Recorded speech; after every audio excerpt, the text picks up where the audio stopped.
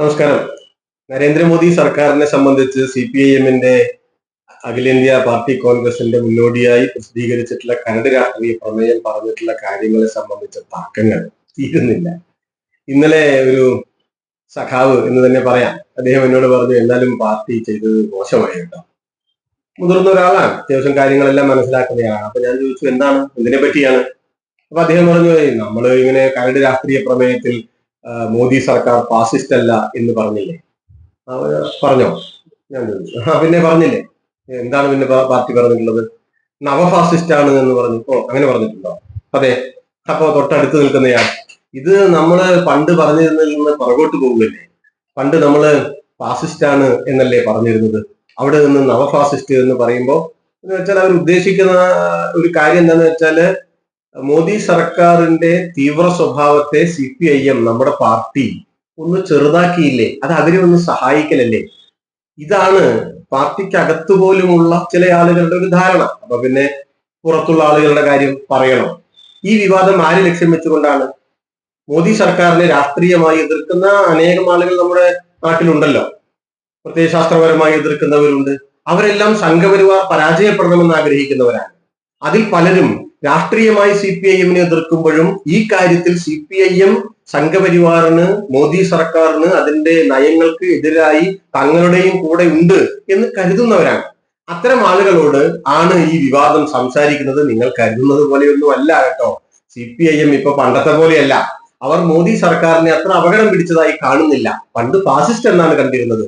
ഇപ്പോൾ അത് നവഫാസിസ്റ്റ് എന്ന് വെച്ചാൽ ഒന്ന് വെള്ളം ചേർത്തിട്ടുണ്ട് എന്ന ഒരു ധാരണ ഉണ്ടാക്കാൻ ആണ് ഈ വിവാദം.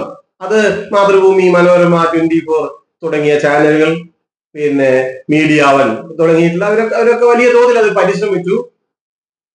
സാമാന്യം തെറ്റില്ലാതെ അവരക്കാര്യത്തിൽ വിജയിച്ചിട്ടുണ്ട് എന്നാണ് എനിക്ക് തോന്നുന്നത്. അപ്പൊ രണ്ട് കാര്യങ്ങളുണ്ട് ഇവിടെ. ഒന്ന്, നേരത്തെ ഉണ്ടായിരുന്ന നിഗമനത്തിൽ നിന്ന് മോദി സർക്കാരിനെ സംബന്ധിച്ച് CPIM അതിന്റെ അഭിപ്രായം മാറ്റിയോ? ഒരു കാര്യം അതാണ്. രണ്ടാമത്തേത്, എന്താണ് ഈ നവഫാസിസം എന്ന് പറയുന്നത്? അത് ഡൈല്യൂട്ടഡ് ആയിട്ടുള്ള ഫാസിസമാണോ? രണ്ട് കാര്യങ്ങളാണ്. ഒരു കാര്യം ആദ്യമേ പറയട്ടെ. മോദി സർക്കാരിനെ ഒരു കാലത്തും CPIM ഫാസിസ്റ്റ് എന്ന് വിളിച്ചിട്ടില്ല. ഇത് 24ാമത്തെ പാർട്ടി കോൺഗ്രസ് ആണ് മധുരയിൽ നടക്കാൻ പോകുന്നത്. ആ മധുര പാർട്ടി കോൺഗ്രസിൽ അവതരിപ്പിക്കുന്ന ഒരു രാഷ്ട്രീയ പ്രമേയത്തിന്റെ കരടാണ് ഇപ്പൊ പ്രസിദ്ധീകരിച്ചിട്ടുള്ളത്. അത് തയ്യാറാക്കിയത് പാർട്ടിയുടെ കേന്ദ്ര കമ്മിറ്റിയാണ്. ആർക്ക് വേണമെങ്കിൽ ഭേദഗതികൾ നിർദ്ദേശിക്കാം. ആ നിർദ്ദേശം പാർട്ടി കോൺഗ്രസ് എന്ന് വെച്ചാൽ അഖിലേന്ത്യാ സമ്മേളനം അംഗീകരിച്ചാൽ ഭേദഗതിയോടുകൂടി ഈ കരട് പ്രാബല്യത്തിൽ വരും. അതാണ് അതിന്റെ അന്തിമ പ്രമേയമായിട്ട് അത് നിലവിൽ വരും. ഇപ്പൊ അത് കരടാണ്. ഇത് 24ാം കോൺഗ്രസ് ആണ്. കഴിഞ്ഞ രണ്ട് കോൺഗ്രസുകൾ, 22ഉം 23ഉം കോൺഗ്രസുകൾ, ഇപ്പോൾ വിമർശകർ പറയുന്നത്, നിങ്ങൾ ഫാസിസ്റ്റ് എന്ന് പറഞ്ഞിരുന്നില്ലേ, അവിടെ നിന്ന് പുറകോട്ട് പോയില്ലേ എന്നാണ്. പച്ചക്കള്ളമാണ് പറയുന്നത്. എന്താണ് 22ാം പാർട്ടി കോൺഗ്രസ് മോദി സർക്കാരിനെ വിലയിരുത്തിയത്? വളർന്നു വരുന്ന ഫാസിസ്റ്റ് സ്വഭാവമുള്ള പ്രവണതകൾ പ്രകടിപ്പിക്കുന്ന സർക്കാർ എന്നാണ്. 23ാം പാർട്ടി കോൺഗ്രസോ, തൊട്ട് മുൻപിലെ പാർട്ടി കോൺഗ്രസ്, RSSന്റെ ഫാസിസ്റ്റ് അജണ്ട നടപ്പിലാക്കുന്ന സർക്കാർ എന്നാണ് പറഞ്ഞല്ലോ. രണ്ടിടത്തും ഫാസിസ്റ്റ് ഗവൺമെന്റ് ആണ് എന്ന് പറഞ്ഞിട്ടില്ല.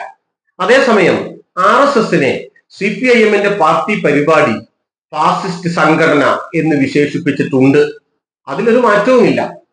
ആ RSSന്റെ നിയന്ത്രണത്തിലാണ്, നേതൃത്വത്തിലാണ് BJP-യുടെ ഗവൺമെന്റ് എന്നെല്ലാവർക്കും അറിയാം. ഇപ്പോൾ എന്താണ് പറയുന്നത്? ഒരു കാര്യം വ്യക്തമാക്കട്ടെ.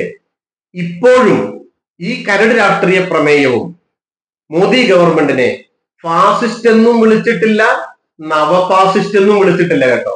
ആർക്കെങ്കിലും സംശയം ഉണ്ടെങ്കിൽ തിരുത്തിക്കൊള്ളണേ. നവഫാസിസ്റ്റ് എന്നും വിളിച്ചിട്ടില്ല. പിന്നെ എന്താണ് പറയുന്നത്?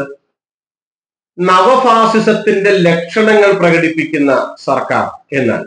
അതിന്റെ കുറെ സൈദ്ധാന്തികമായിട്ടുള്ള കാര്യങ്ങളുണ്ട്. അതിനെ പറ്റിയൊന്നും ഞാൻ ഈ സന്ദർഭത്തിൽ ഒരു ചെറിയ വീഡിയോയാണ്, അതിൽ പറയാൻ ഉദ്ദേശിക്കുന്നില്ല.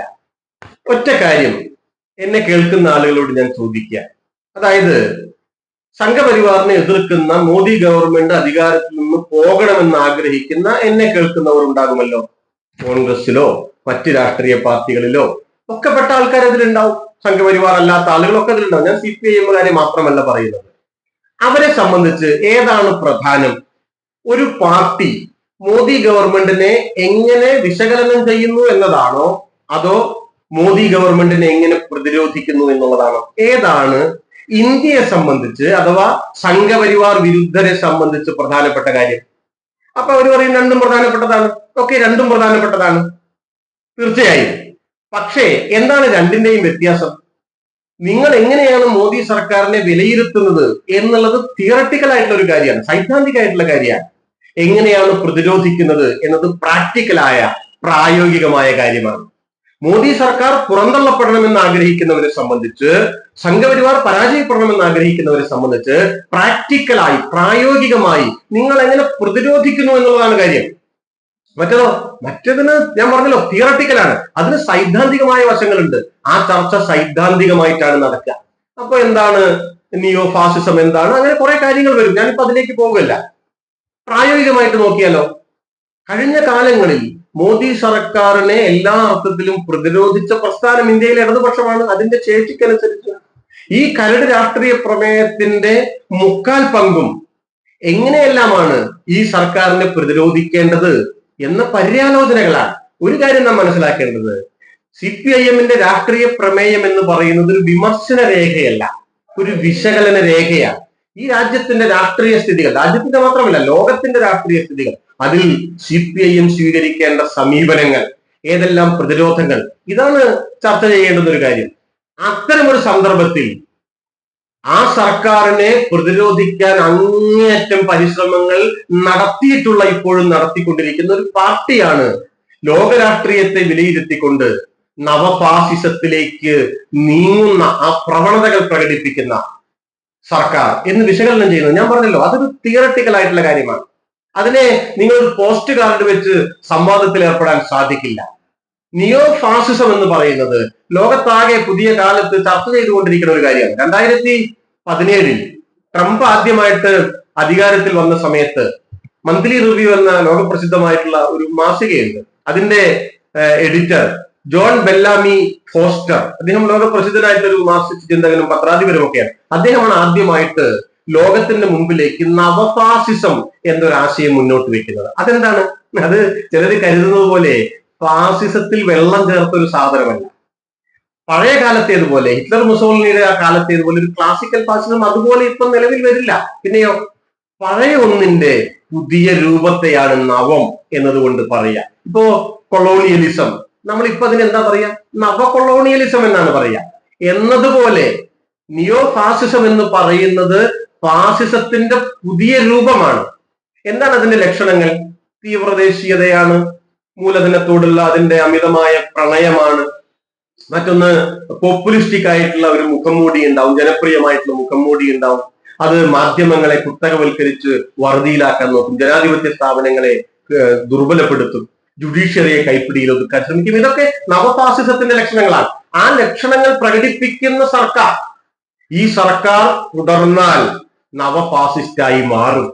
വളരെ കൃത്യമല്ലേ, വളരെ കൃത്യമല്ലേ? നോക്കൂ, ഇത് ഫാസിസ്റ്റ് ആണ് എന്ന് പറയുന്നവർ മനസ്സിലാക്കേണ്ടുന്ന ഒരു കാര്യമുണ്ട്. ഞാൻ വീണ്ടും പറയാണ്, നിങ്ങളുടെ സർക്കാരിനെ എന്ത് പേരിട്ട് വിളിക്കുന്നു എന്നതിനേക്കാൾ പ്രധാനം അത് നിങ്ങളുടെ ഐഡിയോളജിക്കൽ ആയിട്ടുള്ള ഒരു സൈഡാണ്. അതിനേക്കാൾ പ്രധാനം എന്താണ്? നിങ്ങൾ ആ സർക്കാരിനെ എങ്ങനെ പ്രതിരോധിക്കാൻ ആഗ്രഹിക്കുന്നു എന്നുള്ളതാണ്. ഇതാണ് നാം മനസ്സിലാക്കേണ്ടുന്ന ഒരു കാര്യം. ഈ സർക്കാരിനെ മറികടക്കാൻ ഇന്ത്യയിലെ പ്രതിപക്ഷത്തിന്റെ അവസരം ഉണ്ടായിരുന്നു, ഇല്ലേ? കഴിഞ്ഞ പാർലമെന്റ് തെരഞ്ഞെടുപ്പിൽ വേണമെങ്കിൽ ആകാമായിരുന്നു. ആ അവസരം നഷ്ടപ്പെടുത്തിയതിൽ പ്രധാനികളാണ് ഇന്ത്യയിലെ കോൺഗ്രസ് എന്ന് മനസ്സിലാക്കണം. ഇപ്പോഴും അവർ നഷ്ടപ്പെടുത്തിക്കൊണ്ടിരിക്കുക. എന്ന് വെച്ചാൽ എന്താ അർത്ഥം? ഈ ഗവൺമെന്റിനെ പ്രതിരോധിക്കുന്ന കാര്യത്തിൽ പ്രതിപക്ഷ ഐക്യം ഊട്ടിയുറപ്പിച്ച് ഇതിനെ മറികടക്കേണ്ടുന്ന സാഹചര്യം വരുമ്പോൾ അതിൽ കാലിടറിപ്പോകുന്ന ഒരു രാഷ്ട്രീയ പാർട്ടിയും അതിന്റെ ശിങ്കിടി വൃന്ദങ്ങളും വളരെ കൃത്യമായി തങ്ങളാലാകുന്ന വിധം ഇന്ത്യയിൽ മോദി സർക്കാരിനെ, അതിന്റെ പ്രവൃത്തികളെ പ്രതിരോധിക്കുന്ന ഒരു പാർട്ടിയുടെ ഒരു സൈദ്ധാന്തിക നിലപാടിനെ വക്രീകരിച്ച് അവതരിപ്പിച്ചുകൊണ്ടിരിക്കുകയാണ്. ഒന്ന് ആലോചിച്ച് നോക്കണം. ഇപ്പൊ കർഷക സമരം ഉണ്ടായില്ലേ? കർഷക സമരത്തിൽ കോൺഗ്രസ് വല്ല പങ്കുണ്ടോ? CPIM അല്ലേ ഒരു രാഷ്ട്രീയ പാർട്ടി എന്നുള്ള നിലയ്ക്ക് അതിന്റെ ബാക്ക് ബോണായി നിന്നത്? എന്താ കർഷക സമരത്തിന്റെ പ്രാധാന്യം? അതിന്റെ പ്രാധാന്യമുണ്ട്. ഇപ്പോ കൃഷിഭൂമി എന്ന് പറയുന്ന ഒരു സാധനം ഉണ്ടല്ലോ. ഇന്ത്യയിലെ കൃഷിയെ അഗ്രി ബിസിനസ് ആക്കിയിട്ട് കൃഷിഭൂമിയെ ഈ കുത്തകകൾക്ക് മൂലധന സമാഹരണത്തിന്റെ ഒരു ഉപാധിയാക്കി മാറ്റാനുള്ള ഒത്തുകളികൾ ഗവൺമെന്റ് നടത്തിയപ്പോ അതിനെ തവിടുപൊടിയാക്കിയത് കർഷക സമരമാണ്. അപ്പോ ഈ സർക്കാരിനെ മാറ്റാനുള്ള സാധ്യതകളുണ്ട്. ആ സമരം വോട്ടായി രൂപപ്പെട്ടില്ല എന്നതൊരു കാര്യം. പൂർണ്ണമായും രൂപപ്പെട്ടില്ല എന്നും പറയാൻ പറ്റുമോ? BJP government NDA ഗവൺമെന്റായി ചുരുങ്ങിയില്ലേ? വീണ്ടും അതിനെ മറികടക്കാമായിരുന്നു. ആ സാധ്യതകളാണ് ഉപയോഗപ്പെടുത്തേണ്ടത്. അതിനുള്ള മാർഗമാണ് ആരായേണ്ടത്. അടുത്ത 3 വർഷക്കാലം അതിനാണ് പാർട്ടി ശ്രമിക്കുക എന്നാണ് ഈ കരട് രാഷ്ട്രീയ പ്രമേയം പറയുന്നത്. അതുകൊണ്ട് ആവർത്തിക്കട്ടെ, മോദി സർക്കാർ ഫാസിസ്റ്റ് എന്നോ നവഫാസിസ്റ്റ് എന്നോ വിളിച്ചിട്ടില്ല. അതിനെ എങ്ങനെ പ്രതിരോധിക്കാം എന്നതാണ് ഇന്ന് നമ്മുടെ മുമ്പിലുള്ള ഒരു കടമ എന്ന് പറയുന്നത്. ആ പ്രതിരോധത്തിന്റെ മേഖലകളെ ചിതറിക്കാൻ, ദുർബലമാക്കാൻ സംഘപരിവാറിന് കുഴലൂത്ത് നടത്തുന്ന ചില ആളുകൾ നടത്തിക്കൊണ്ടിരിക്കുന്ന ഈ സൈദ്ധാന്തിക മുഖം മൂടി അണിഞ്ഞിട്ടുള്ള വ്യവഹാരങ്ങളിൽ പെട്ടുപോകരുത്. അപ്പോഴേക്ക് പഴയ നക്സലുകൾ, ലിബറലുകൾ, ബുദ്ധിജീവികൾ അവരെല്ലാം പറഞ്ഞു വന്നു, CPIM-ന് പശ്ചാത്തപിക്കേണ്ടി വരും, നിങ്ങൾക്ക് നയം മാറ്റേണ്ടി വരും. ഇതെല്ലാം കേട്ട് ചില ഇടതുപക്ഷ പാർട്ടികളിലെ നേതാക്കൾ എന്താണെന്നൊന്നും മനസ്സിലാക്കിയിട്ടില്ല. ഇത് ചുക്കാണോ ചുണ്ണാമ്പാണോ എന്ന് തിരിഞ്ഞിട്ടില്ലാത്ത ആളുകളുടെ സൈദ്ധാന്തിക വിശദീകരണങ്ങൾ കൊണ്ട് നമ്മുടെ രാഷ്ട്രീയ അന്തരീക്ഷം നിറഞ്ഞിരിക്കുന്ന ഒരു സാഹചര്യത്തിലാണ് വീണ്ടും പറയുന്നത്, രണ്ടും ഇപ്പോഴും വിളിച്ചിട്ടില്ല, മുൻപും വിളിച്ചിട്ടില്ല, ഇപ്പോഴും വിളിച്ചിട്ടില്ല. അതൊരു ഡിബേറ്റബിൾ ആയിട്ടുള്ള കാര്യമാണ്. ആ ഡിബേറ്റുകൾ തുടരട്ടെ. നിങ്ങൾ എങ്ങനെ വ്യാഖ്യാനിക്കുന്നു എന്നുള്ളതല്ല പ്രധാനം, നിങ്ങൾ എങ്ങനെ പ്രതിരോധിക്കാൻ ശ്രമിക്കുന്നു എന്നുള്ളതാണ്. പ്രതിരോധിക്കാൻ എല്ലാ വിഭാഗം ജനങ്ങളെയും, സംഘപരിവാർ വിരുദ്ധരായ എല്ലാ വിഭാഗം ജനങ്ങളുടെയും പ്ലാറ്റ്ഫോം ഉണ്ടാക്കണം എന്നതാണ് CPIM-ന്റെ മോഹം. മോഹം മാത്രമാണോ? അതിനുവേണ്ടിയല്ലേ പാർട്ടി ശ്രമിച്ചത്? 1ാം UPA ഗവൺമെന്റിന്റെ കാര്യം നോക്കൂ. നമ്മുടെ നാട്ടിലെ വിവരമില്ലാത്ത, അന്തമില്ലാത്ത കോൺഗ്രസുകാർ ഇപ്പോഴും കളിയാക്കിക്കൊണ്ടിരിക്കുകയാണ്. നിങ്ങൾക്ക് ഞങ്ങളെ പിന്തുണയ്ക്കേണ്ടി വന്നില്ലേ എന്ന മട്ടിൽ അവർ അപഹസിച്ചുകൊണ്ടിരിക്കുകയാണ്. അത്തരമൊരു സാഹചര്യത്തിൽ നമുക്ക് പഴയ കാര്യങ്ങൾ അങ്ങനെ അതുപോലെ തുടരാം. അതാണ് ആളുകൾക്ക് കേൾക്കുമ്പോൾ സുഖം, അതാണ് പെട്ടെന്ന് മനസ്സിലാവുക എന്നൊരു കാരണം കൊണ്ട് CPIM പോലെയുള്ള ഒരു രാഷ്ട്രീയ പ്രസ്ഥാനത്തിന് മാറുന്ന ലോകത്തിന്റെ സ്വഭാവങ്ങളെ ശാസ്ത്രീയമായി വിലയിരുത്തുന്നതിൽ നിന്നും മാറി നിൽക്കാനാവില്ല.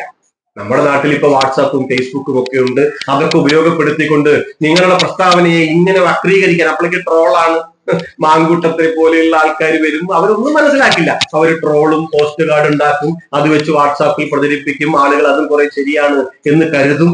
അത്തരം ഒരു അപകട സാധ്യതയുണ്ട് എന്ന് കരുതി ശാസ്ത്രീയ നിലപാടുകളിൽ നിന്ന് പിന്തിരിയുക എന്നത് ഒരു കമ്മ്യൂണിസ്റ്റ് പാർട്ടിയുടെ ജനിതക സ്വഭാവമല്ല എന്ന് പാർട്ടിയെ സ്നേഹിക്കുന്ന, പാർട്ടിയെ എതിർക്കുന്ന, എന്നാൽ സംഘപരിവാർ വിരുദ്ധ രാഷ്ട്രീയത്തിന് CPIM-ന്റെ കൂടി സംഭാവനയുണ്ട് എന്ന് കരുതുന്ന നല്ല സുഹൃത്തുക്കൾ മനസ്സിലാക്കണം എന്ന് അഭ്യർത്ഥിക്കുകയാണ്.